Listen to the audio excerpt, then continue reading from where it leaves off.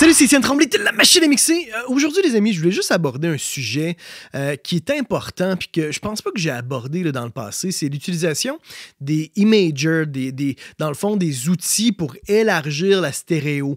On a entre autres le imager de Ozone qui nous permet de par bande de fréquence, élargir ou réduire la stéréo. On a Cubase offre un imager aussi qui est assez similaire. On a différents outils sur le marché pour soit élargir par bande de fréquence ou l'ensemble de l'image stéréo. Puis je voulais vous en parler aujourd'hui parce que je pense que c'est un outil qui est souvent abusé puis qui n'est pas nécessairement bien compris puis dont l'utilité n'est pas toujours bien saisie et je pense qu'il y a beaucoup de gens aussi qui ne comprennent pas les risques qui peuvent découler d'une utilisation abusive. Je vous en parle parce que moi, récemment, j'ai mixé des projets où on m'a envoyé des fois des instruments qui étaient élargis au niveau de la stéréo de façon vraiment inconfortable. Puis moi, j'ai dû ramener beaucoup d'éléments comme ça dans le centre puis de réduire la stéréo parce que ça donnait vraiment la nausée. Faites attention quand vous utilisez ce genre d'outils-là sur votre mix principal parce que des fois, ça peut être impressionnant l'effet que ça va donner au niveau de l'image stéréo. Ça va élargir, mais en réalité, ça va créer potentiellement des problèmes dans la diffusion acoustique. Lorsque vous faites jouer dans des haut-parleurs, ça va venir fucker le chien dans la phase, puis vous allez perdre au final du punch puis de la présence dans votre mix.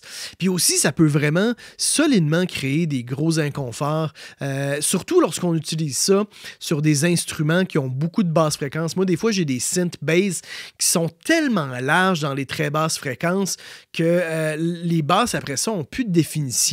Puis tout dépendant de l'environnement dans lequel on fait jouer, ben ça va soit créer des gros boosts de fréquences sur certaines zones ou des cotes, on va perdre. Fait que c'est toujours un peu funky.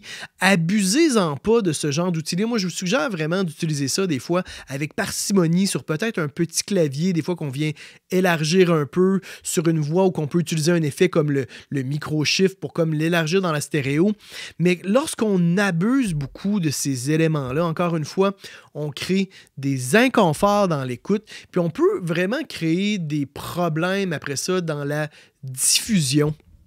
Parce qu'au bout du compte, ce genre d'effet-là, si vous n'êtes pas placé devant les haut-parleurs vraiment à écouter les deux speakers, l'effet d'élargissement stéréo pour n'importe quel commun des mortels qui met ça dans un genre de petit haut-parleur portatif Bluetooth, cet élargissement-là stéréo va pas être perceptible.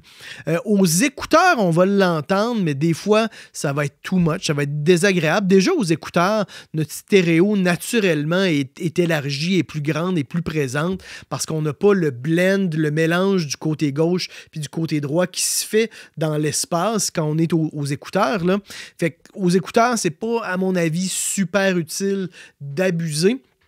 Fait qu'encore une fois, vous allez souvent créer des problèmes pour un effet qui, en réalité, ne va pas nécessairement être perçu, entendu par la majorité des gens qui vont écouter votre musique.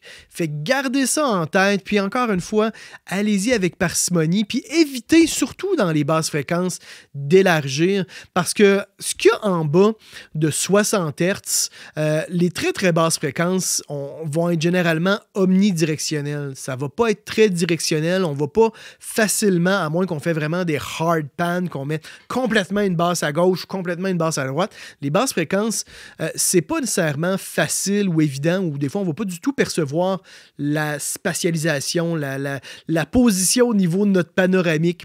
Fait que généralement, dans les très très basses fréquences, on a plutôt intérêt à ce que ça soit mono, que les deux haut-parleurs, dans le fond, viennent générer la même chose. Fait que si vous voulez avoir des basslines qui sont larges, réduisez la largeur stéréo dans les très très basses, puis allez plutôt élargir dans les mid puis les high mid si vous voulez avoir un effet un peu d'ouverture.